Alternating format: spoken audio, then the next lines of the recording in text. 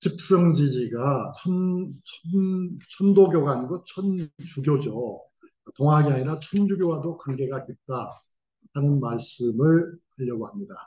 지금 강의는 이제 55분에 시작해서 30분까지니까요. 35분 동안만 집중하시면 이야기는 되게 될 것 같습니다. 그 두 가지 얘기를 하겠습니다. 하나는 이 정감록에는 진인이라고 하는 개념이 등장합니다. 특히 해도진이라고 하는 개념이 나옵니다. 진이라고 하는 것은 여러분 이게 불교적 개념이기도 하고 도교적 개념이기도 하죠.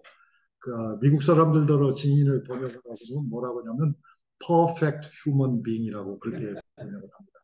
즉 말하자면 도사 중에 도사를 진이라고 하는 것인데요. 그런데 정감록에는 이 진인이 해도에서 나온다라고 되어 있거든요. 그러니까 바닷 가운데 어떤 섬에서 세상을 구제할 불세출의 영웅이 나온다. 그런 기대를 정감독을 믿었던 많은 우리의 할아버지 할머니들은 가지고 있었습니다. 그게 이제 하나 얘기고요. 그런데 그게 그 정감록의 이야기들이 그 정감록의 구성이 18세기, 19세기에 유행했던 정감록의 내용들은 사실은 그 이전에 있었던 우리나라의 많은 예언서들과는 성격이 다르다는 것이 중요해요. 그 이전의 예언서들과는 완전히 구별되는 새로운 전통이 정감록 안에 들어있다. 그것은 바로 뭐냐면 일종의 말세관입니다. 말하자면 아마겟돈의 혼란상이 성서에서 말하는 최후의 심판을 즈음한 그 혼란한 모습이 정감록에 드러난다. 이전에 우리 예언서에는 그런 게 없었습니다. 그러니까 이건 결국 뭐냐면 정감록이라고 하는 것은 성경적인 요소를 우리 할아버지들이 채용을 해가지고 만든 최신의 예언서다라는 이야기가 되고요. 그러니까 이제 거꾸로 또 어떤 현상이 나타나냐면 그 정감록을 천주교 신자들이 좋아하게 됩니다. 천주교 신자들이 정감록을 흉내내 가지고 자기들의 예언서를 하나를 또 만들어냅니다. 그게 바로 미벽전이라고 하는 책입니다. 미벽은 요즘식으로 읽으면 이벽입니다. 이벽이라고는 천주교의 그 초기 인사가 있죠. 유명한 인물이죠. 이벽이라고 하는 이승훈, 이벽 이런 분들이 초기 천주교 신자들이었잖아요. 그 이벽의 전기라고 되어 있지만 사실은 이벽이 말하는 정감록이 바로 이벽전입니다. 그래서 결국 이건 이제 제가 처음으로 알아낸 것인데 정감록 신앙과 천주교 사이에도 서로 한 방향으로 흘러간 것이 아니라 쌍방향의 교류가 있었다라고 하는 대단히 흥미로운 일이 있었습니다. 자, 그런데 이게 화면이 안 넘어가는 것은 왜 그럴까요? 화면이 다음으로 넘어가야 되는데 안 넘어가고 있거든요. 수동도 이걸 없애줘야 되지. 그렇다는 해보시죠. 이제 잘 넘어갑니다. 결국 18세기, 19세기에는 한국 천주교회와 그다음에 정감록 신앙 집단 사이에 모종의 모종의 거래가 있었던 것입니다. 모종의. 그 모종의 거래라고 하는 것은 천주교는 집단의 성격이 명확하지만 정감록 신앙 집단 같은 경우는 무슨 거기에 신부님이 있는 것도 아니고 사제가 있는 것도 아니고 그렇긴 하죠. 하지만은 많은 그러니까 활성화되지 않은 조직과 활성화된 비밀스러운 조직들이 정감록을 가지고 움직이고 있었던 것인데요. 그들이 결국은 호흡을 같이 하면서 약속이나 한 것처럼 한 방향으로 움직이고 있었다. 그래서 어떤 일이 벌어지냐면 중국에서 1794년 정조 때죠. 정조 때에 중국에서 주문모 신부님이 한국으로 오잖아요. 그 이제 주문모 신부님이 한국에 잠입해가지고 선교 활동을 하는데 그때 이제 아주 중요한 인물 하나를 포섭하는 데 성공하게 됩니다. 그 아주 중요한 인물이 바로 누구냐면은 아주 중요한 인물이 그 가노라 삼각산화를 쓴 저 김상헌이라는 척화파의 대신을 여러분 아시죠? 노론의 거두죠. 이 김상헌의 종손입니다. 김상헌의 종가의 종손에 김건순이라고 하는 인물이 있는데 이 김건순이라고 하는 인물이 그러니까 우리나라에 말하자면 양반의 최고 양반입니다. 그 최고 양반이 천주교 신자가 됩니다. 그런데 이 최고 양반인 김건순이 천주교 신자가 되어가지고 주문모 신부를 만나서 하는 말이 뭐냐면은 신부님 우리 섬으로 들어갑시다. 제가 보니까 신부님이 진인이 틀림없는데 진인이 세상에 나와야 이제 크게 변할 거 아닙니까? 그 세상에 나오기 위해서는 해도에 들어가야 됩니다. 섬에 들어가서 우리가 준비를 해야 됩니다. 해가지고 가자고 하는 거예요. 그러니까 그건 뭡니까? 김건수는 정감록의 논리를 따라서 주문모 신부를 모시고 섬으로 들어가려고 했다. 그게 이제 결국 발각이 나가지고 처음에는 용서를 받고 처음에는 이제 노론에서 비호를 해가지고 김건수를 풀어주죠. 그렇지만 결국은 1801년에 박해 사건이 일어날 때에 다시 검거가 돼가지고 이제 김건수도 살지 못하고 주문모도 살지 못하고 많은 관련자들이 처형이 되거든요. 그런데 하여튼 말씀드린 것처럼 김상헌의 청은 김상헌의 종손인 김건숙이 대단한 학자였는데 그가 정감록에 공명을 해가지고 그런 다음에는 종교적 오디세이를 하는데 결국 천주교의 발을 디뎌서 중모 신부를 진리로 판단하고 해도에 들어가서 미래를 준비하자고 하는 그런 본인까지 하는 일이 발생했다. 그래서 이제 그런 이야기들은 천주교 또 다른 천주교 신자인 김희백의 경우에도 김희백은 김건순과 같은 집안 사람인데 이 사람은 서자입니다. 이 사람도 이제 정감록퉁의 예언을 막 퍼뜨리면서 진리는 이렇다, 진리는 저렇다 하면서 이야기를 사방에 퍼뜨리다 결국은 잡혀서 신유박해 때 1801년에 처형이 됩니다. 그런가 하면 그때 강희천이라고 하는 천재, 강희천은 천재입니다. 강희천이라는 천재도 이 사건에 연루가 됩니다.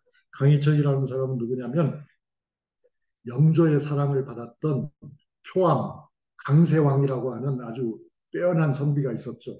시도 잘 쓰고 글도 잘 짓고 그림도 잘 짓는 시서와 삼절이라고 하는 그 강세왕이라고 하는 인물이 직접 길러낸 손자고 10살 때 정조를 만나서 정조에게 말하자면 문학 시험을 보고 칭찬을 받은 그런 천재가 강희천입니다.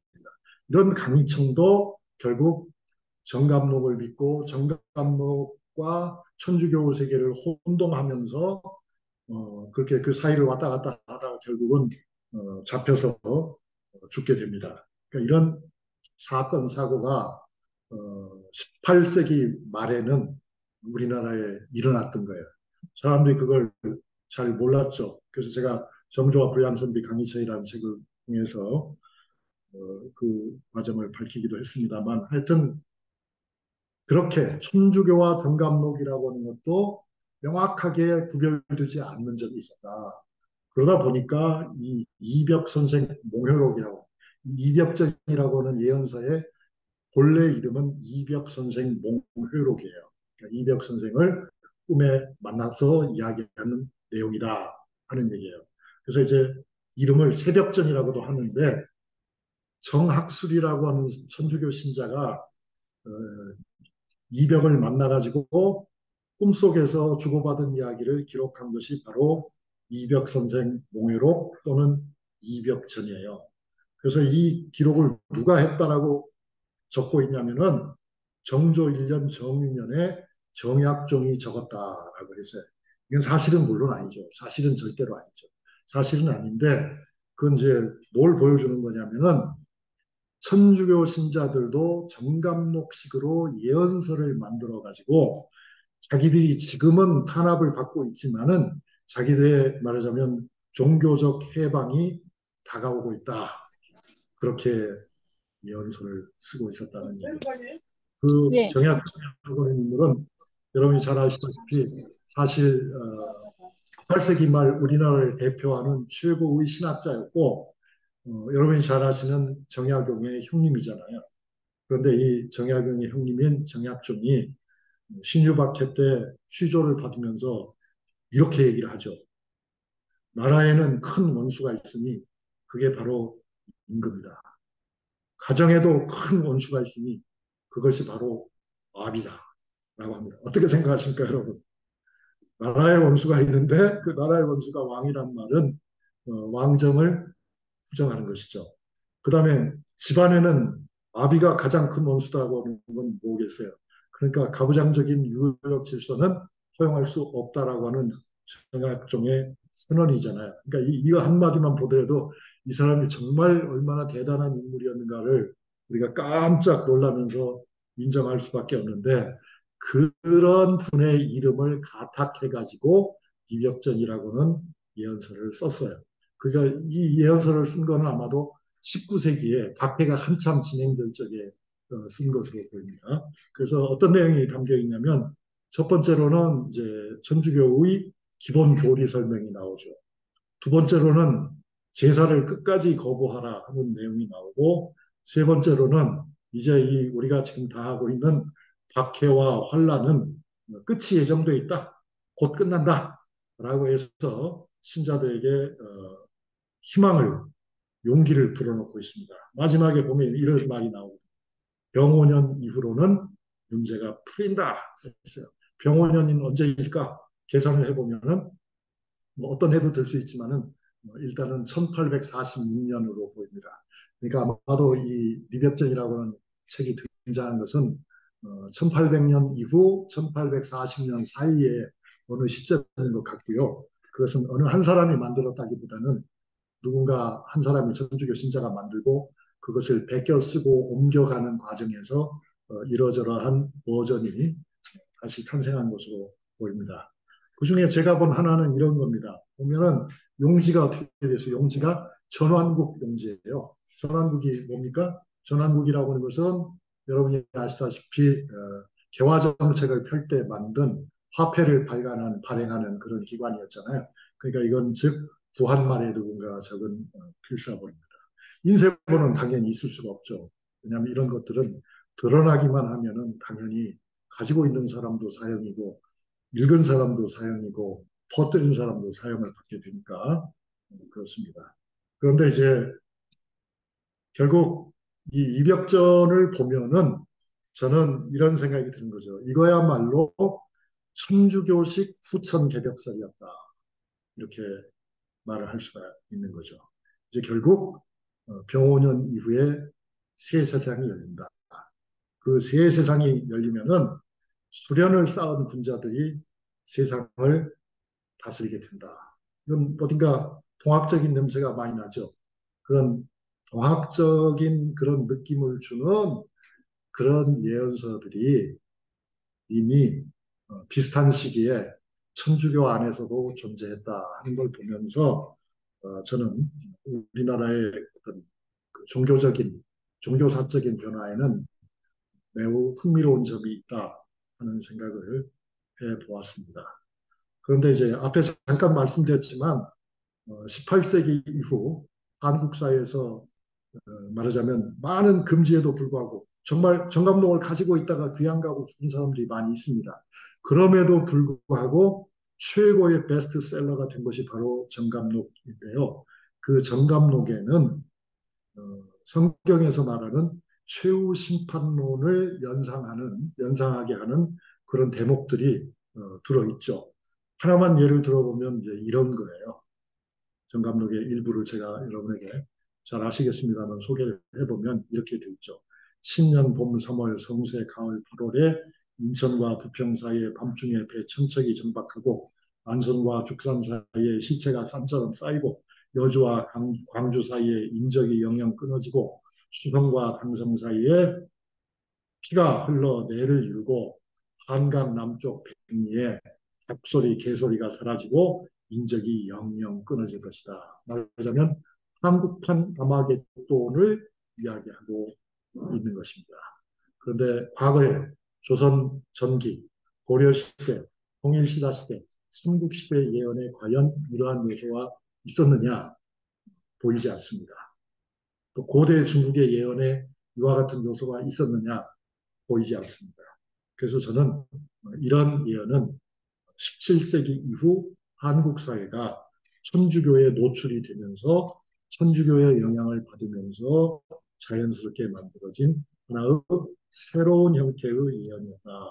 이렇게 생각하게 됩니다.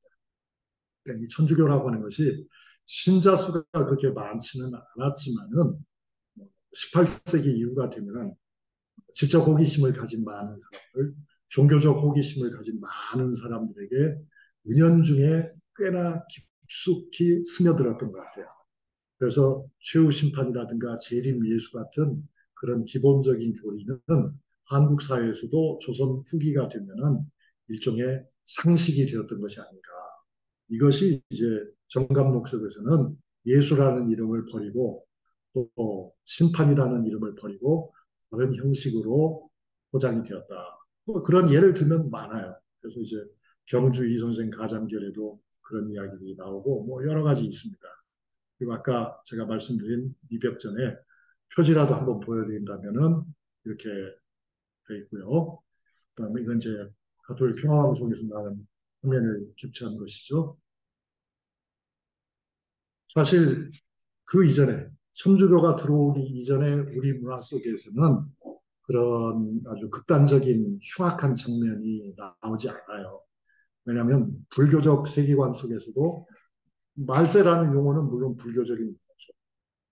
그렇긴 하지만 불교적인 논리를 쫓아가면 불교적인 교리를 쫓아가면은 이 다음에 미륵 세상이 올 적에도 전륜 성왕이라고는 존재가 등장하잖아요.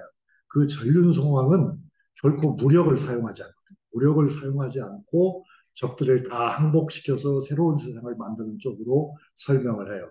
그러니까 불교적 영향 속에서는 아까 제가 말씀드린 것과 같은 정감록적인 그 끔찍한 그런 최후 장면이 나올 수 없다. 실제로 나온 적이 없다 하는 것이죠. 반면에 기독교 속에서는 아주 끔찍한 얘기들이 나오니까 그게 결국 정감록의 참혹한 말세관은 불교적인 것이 아니다. 도교적인 것은 더더욱 아니다. 유교적인 것은 더더욱 아니다. 이거는 기독교적이고 성경적인 것이었다 하는 이야기를 하게 됩니다. 지금까지는 이제 그런 정감록과 천주교가 은연중에 서로 어, 지적 재산이죠. 지적 재산을 주고받았다 하는 이야기를 했고요.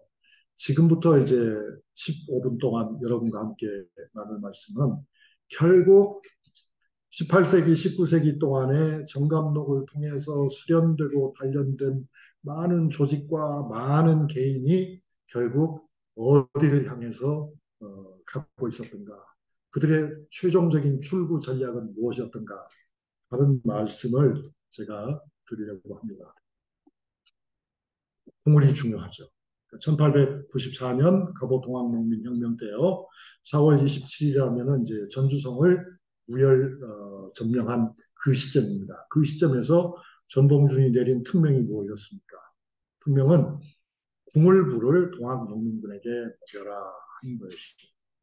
궁을부는 신통력이 있다. 그렇게 얘기해요. 그 얘기를 쭉 쫓아가 보면 뭐라고 해야 되겠어요? 궁을은 이미 너희가 잘 아는 정감록에도 나와 있다. 이렇게 구물이라고 하는 말은 사실 제가 문헌을 다 조사해 보니까 제일 먼저 등장한 것이 정감록에서 등장.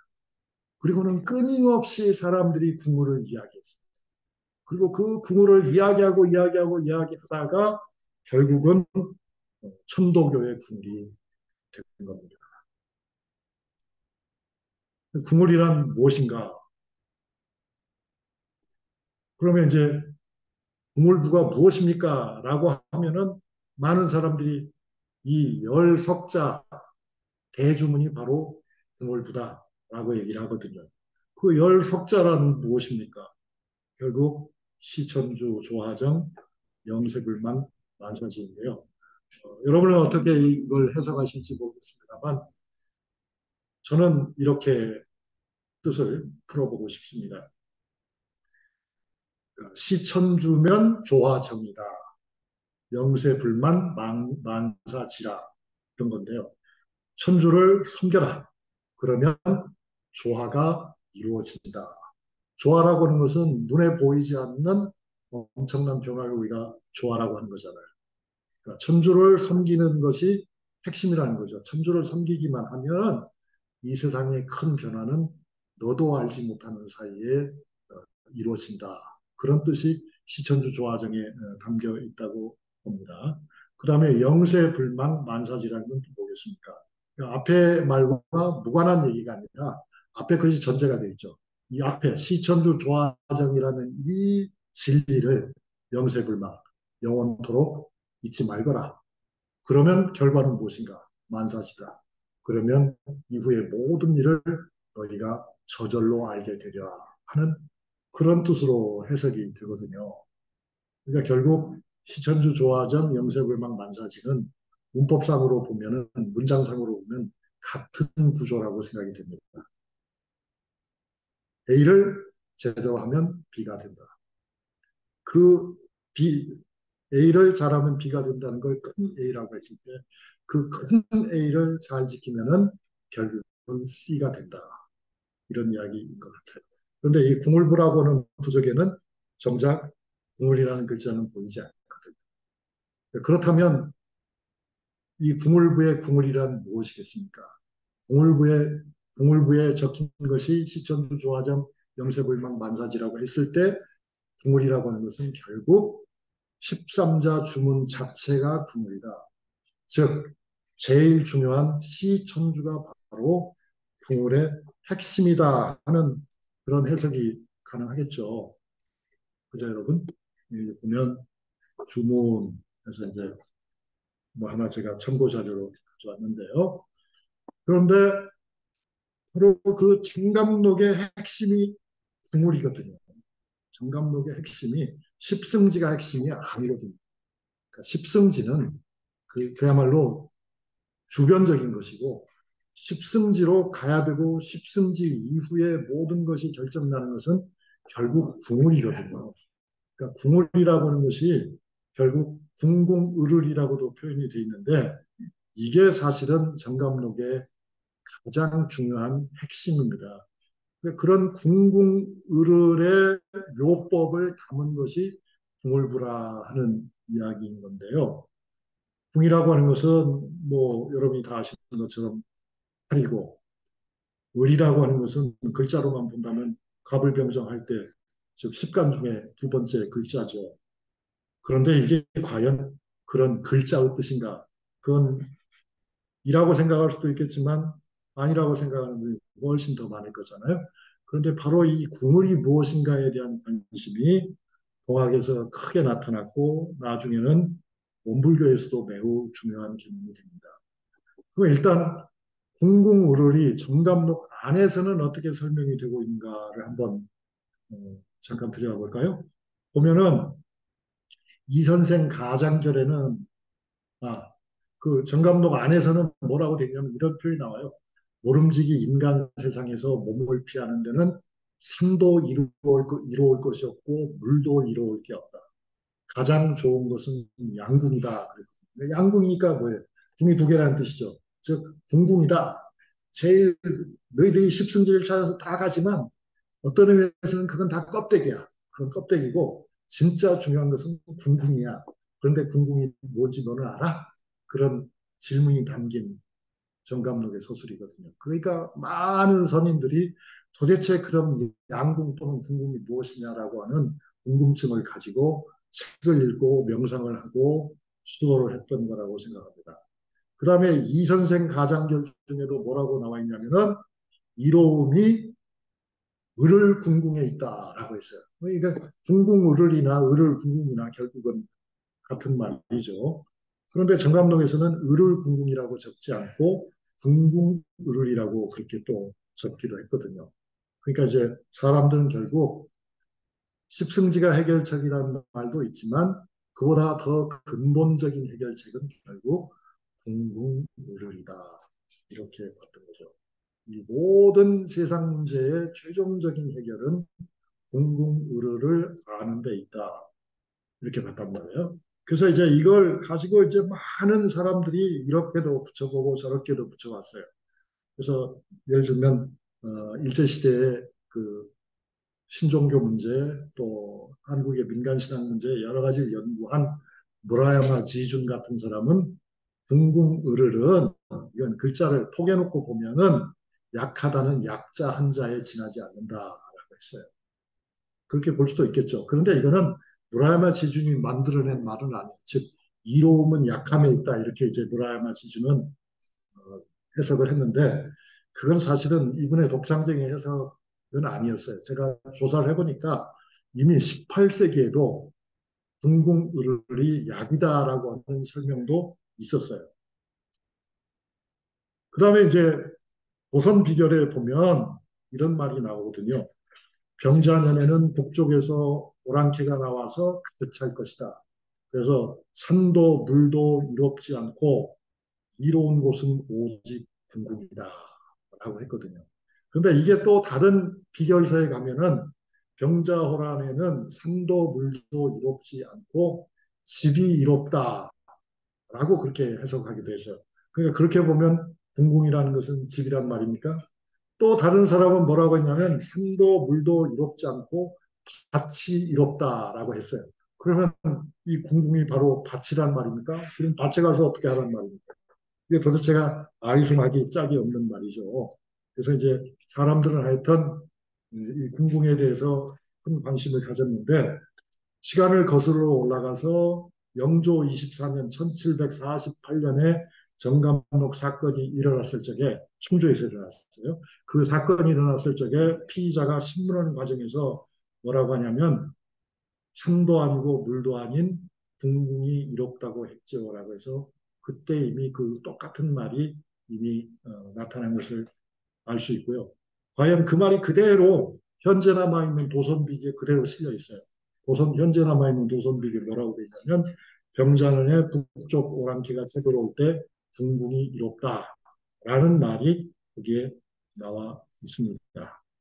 이게 도대체가 궁궁, 을을 많이 나옵니다. 여러 군데서 나오고 해석도 많아집니다. 게다가 또 예언서에서는 쳐들어올 사람에 대해서도 외인 같지만 외인이 아른 사람들이라고 하는 그런 존재도 나와서 아무튼 그 존재는 또 무엇이냐 하는 여러 가지 그 궁금증이 제기되는데요.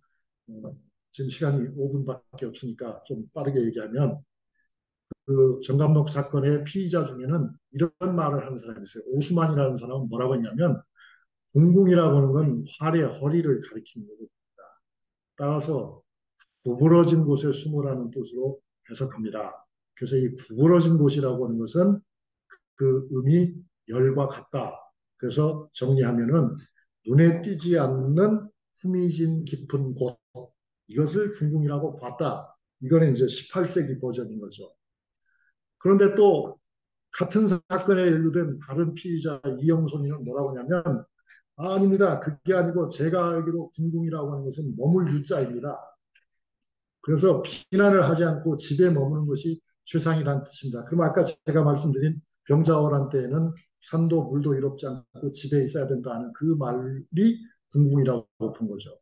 또 이집트는 이 사건의 주모자였는데 그 사람은 또 뭐라고 하냐면은 궁궁이라고 하는 것은 넓다, 들판이라는 뜻이다. 그렇게 얘기해서 또 궁궁이 뭐냐라고 할 때 그게 밭이다라고 하는 것과 같은 해석이 이미 18세기 초에도 있었던 겁니다.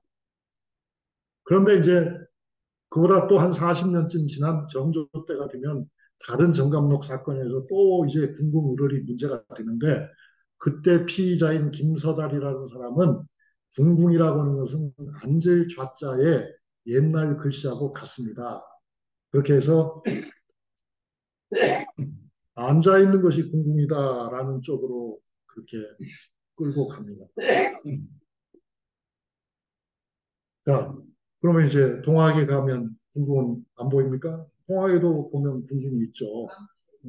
그렇죠. 그래서 이제 보면은 궁궁은 태극이니 무병장수의 상징이다라고 볼 수 있는 면이 또 있고, 그 다음에 또 궁을이라고 말한 것을 보면은 인간의 내면에 들어있는 신명을 궁을이라고 본 것으로 보입니다. 그러니까 영원한 생명이기도 하고 안전무결한 어떤 최상의 상태를 궁을이라고 본 것으로 우리가 해석할 수 있거든요.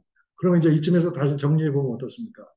정말로 궁궁 또는 궁궁을을 을을 궁굴 궁궁 궁을이 18세기부터 19세기 후반에 이르는 동안에 정말 다양한 지적, 종교적 뭘 했다. 여행을 했다. 그 종교적 여행의 사실상 마지막이 이제 천도교, 동학에 가서 이제 딱 지표가 선 것이죠. 결국 인간의 내면에 있는 어떤 최고의 상태, 최고의 영원한 생명을 가지는 그런 완전 무결한 어떤 것, 그것이 이제 궁을이다라고 하는데 결국 귀착이 된 거예요. 이건 결국 그 최재우라고 하는 종교적 천재가 없었더라면 우리는 지금도 여전히 궁을이 무엇인가에 대해서 물음표만 자꾸 던지게 됐을 텐데 그 천재가 결국 문제를 해결해 준 거예요. 그러면 최재우 선생은 왜 궁궁의료에 관심을 가졌는가 하는 질문도 우리는 해야 되죠. 제가 그 질문을 던져봤더니 저는 이제 공학이나 천도교 교리를 잘 몰라서 제 해석에는 잘못된 것도 많이 있을 수 있습니다. 근데 이제 다만 한 사람의 역사가로서 역사적인 관점에서 보면 그렇다는 거죠. 최 선생님이 하신 말씀에 이런 것이 보이거든요. 이 가사 중에 나오잖아요. 이미 지나간 임진왜란 때는 이로움이 송송에 있었다. 평안도 가산과 정주에서 서쪽 도적이 일어났을 때는 이건 이제 저 홍경련을 말하는 거죠. 이로움이 집집에 있었다. 여보소 세상 사람들아 이런 일을 본받아서 살 길을 찾아보세라고 하고 있거든요. 그러니까 결국 많은 사람들이 최재호 선생이 보기에는 도대체가 궁궁 또는 궁궁의르를 찾아서 한없이 세상을 떠돌고 있다. 이 떠돌이 생활의 종지부를 찍어야 되겠다는 그런 생각을 한 것 같아요. 그래서 이제 이런 말씀을 하시잖아요. 우리도 이 세상에 이로움이 궁궁이 있다 하네. 매관매직을 일삼는 세력자도 마음 다해 궁궁을 찾고 사람들이 다 찾는 것이 궁궁이다 하는 이야기를 하시잖아요. 그러면서 심지어는 이렇게까지도 하잖아요. 천주교에 들어가서 제 생각이 옳다 하지만 그 말들도 따져보면 궁궁뿐이네라고 했거든요. 그러니까 결국 궁궁이라고 하는 것은 개인 문제의 최종적 해결 책임과 더불어서 사회 문제의 최종적 해결이 다름 아닌 궁궁이다 하는 것을 우리가 유추할 수가 있게 되죠. 그래서 실제로 이런 말씀을 하시잖아요.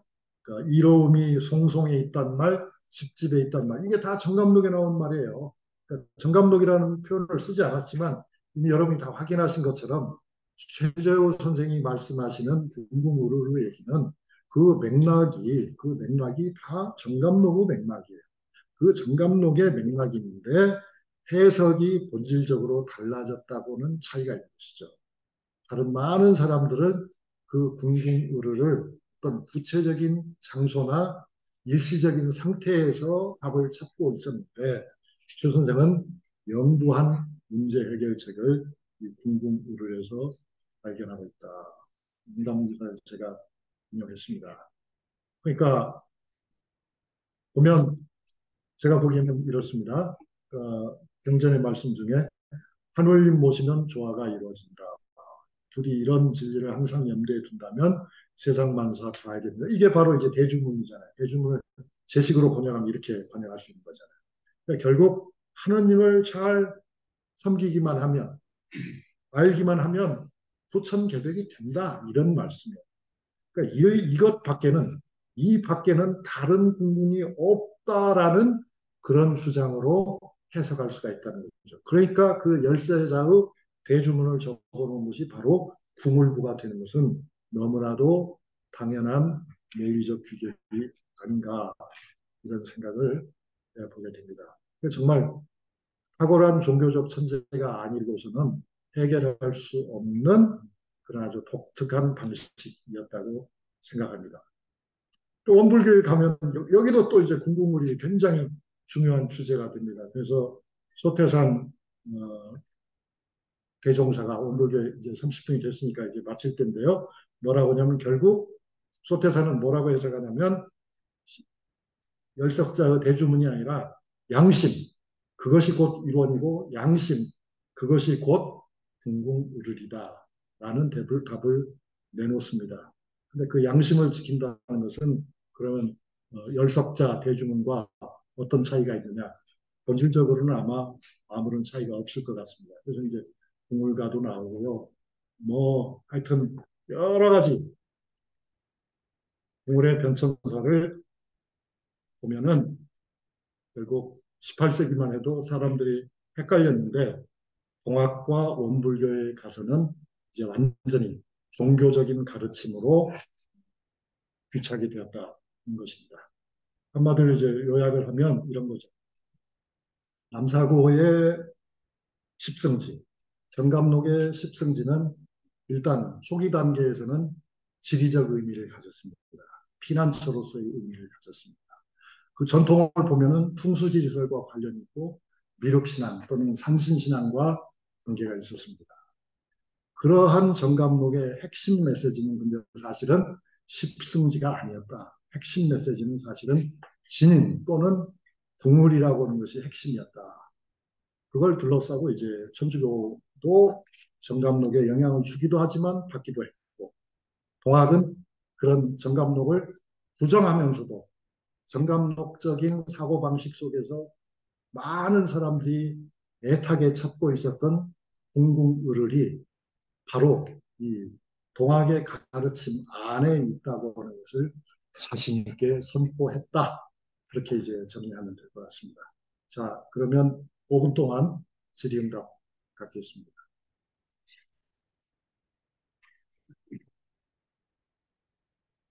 질문이 들어와 있으면 저한테 토스해 주시고요. 아마 질문이 들어와 있지는 않은 것 같아요. 그렇죠? 그래서 여러분들이 아마 생각하실 시간이 많이 필요한 것 같고요. 없으면 제가 하나만 만들죠. 아, 예, 그렇게 하시죠. 그렇다면 이제 지금 교수님께서 정리하신 걸 보면은 정감록서부터 이제 궁물이 보이는 거잖아요. 그렇다면 이 궁물이 정감록 그 이전 시대부터 내려오던 우리 한국의 전통적인 그 민족 신앙의 꿈꿀 같은 건 아닌가. 예, 뭐 그렇게 볼 수도 있겠습니다만 하여튼 이제 저 같은 사람은 문헌을 중심으로 연구를 하니까요. 문헌상으로 보면은 그 이전의 궁궐은 안 보입니다. 예, 그래서 궁궐이라고 하는 개념은 그러니까 역사적으로 보면은 18세기에 처음 발생한 것 같고요. 발생이 됐는데 답은 없어가지고 사람들이 무엇을 담아야 할지를 굉장히 헷갈려 했는데 결국 150년 동안의 수련을 거쳐서 답이 나왔다 이렇게 생각이 들고요. 지금 어느 분이 한번 물어보신 것 같아요. 상분리 수분리 이렇게 하는데 밤낮 팔을 당기는 사이에 있나니라 해월신사 법설 감시. 그렇죠. 이 말씀도 해월신사님께서 하신 말씀도 결국은 궁우를 말씀하신 것입니다. 그래서 결국 궁울이라고 하는 것이 어, 수은 선생의 답이 있었음에도 불구하고 많은 사람들은 여전히 그 문제를 궁금하게 여겼기 때문에 해월 신사께서 다시 한번 그 문제를 붙드셨다 그렇게 생각이 되고요. 그러니까 결국 원불교에서도 그 문제를 삼은 거는 원불교 사람들이라고 하는 것도 원불교 종자가 따로 있는 것이 아니고 결국은 동학에서 이제 증산교를 거쳐서 갈라져 나간 그런 말하자면 여러분의 사촌 또는 육촌에 해당하는 분들이거든요. 그러니까 그분들도 역시 끝까지 궁울이 무엇인지를 궁금하게 생각했다. 교수님 그 시천주 조화정 세불만 만살기에 대한 교수님의 인색을 다시 한번 해주시고 네. 저희는 이제 시라는 분야 안에 있는 질량을 있고 갖고 있는 기하가 있어서 각 지들이 다 아는데 내가 깨닫지가 못한다는 것이거든요. 네. 그 부분이 조금 약간 그것의 해석에 있어서 그러니까 네, 저야 뭐 제가 교리를 알 턱은 없고요. 네, 그 핵심은 그거겠죠. 천주를 모신다는 천주를 모신다는 시자를 어떻게 해석하느냐 그거죠. 그러니까 시자를 외물을 모시는 것도 모시는 것이고 내부에 있는 것을 모시는 것도 모시는 거니까. 그러니까 이제 모신다는 말에 이제 주석을 붙이면은 차이는 제가 보기에는 없어지는 것 같습니다. 그러니까 천주라고 하는 존재를 밖에 있는 것으로만 볼 때는 천주를 모신다는 것이 마치 어, 내 아닌 내 밖의 것을 섬기는 것으로 보이지만 그러나 이미 너도 천주고 나도 천주고 모든 것이 다 천주라고 했을 적에는 이미 만물에 내재되어 있는 그런 천주가 되는 것이기 때문에 이것을 모신다고 하는 것은 외부를 꼭 모시는 것은 아니고 내 안에 있는 것을 기르는 것도 천주를 모시는 것이 되는 거잖아요. 그래서 아마 그 교리상으로는 그런 해석이 아마 더 타당할 것 같습니다. 그러면 이제 시간이 한 2분 정도 남았는데요. 꼭 시간을 다 채울 필요는 없고요. 오늘 제가 잘 알지도 못하면서 여러분들에게 아마 어떤 점에서는 익숙한 말씀을 드렸고 또 다른 점에서는 좀 그렇게도 볼 수 있나 하는 새로운 문제 제기를 했을 수도 있겠습니다. 아, 그래? 수원 아, 네. 선생님 부분에 대해서 그거는 이제 감사한다는 말씀인 것 같습니다. 제가 질문을 하나 올렸었는데요. 그 동학이 천주교나 그 천주교의 특히 뭐 최양업 신부 같은 사람에게 그 수운이 많은 영향을 받았다는 이야기들이 있던데 혹시 예. 교수님께서 그것에 대해서 의견이 있으신가요? 그거는요, 지금 아주 짧게 말씀드리면 구체적으로 최양업 신부의 영향을 받았는지는 아마 확인하기 어려울 것 같습니다. 그런데 다만 우리가 그냥 상식적으로도 짐작할 수 있는 것은 최재호 선생 같은 종교적 천재가 그 시대에 유행하던 다른 종교에 대해서 관심을 안 가졌을 리는 당연히 없고요. 그뭐 다른 규절에도 나오지 않습니까? 다른 건 다 있는 것 같지만은 결국 저 천주교 안에는 그런 어떤 내적인 어, 정화의 기능 그런 것들이 부족하다, 기화가 부족하다라고 그렇게 판단하셨기 때문에 새로 교문을 창립하신 걸로 봐서 최 선생님은 천주교를 이해하셨다. 그런데 최 선생님이 이해하신 천주교 입장에서 봤을 적에는 그렇게 만족스러운 것은 아니었다. 저는 그렇게 결론을 내리고 싶습니다. 그 수의 밑에 마지막 거 한번 보실까요?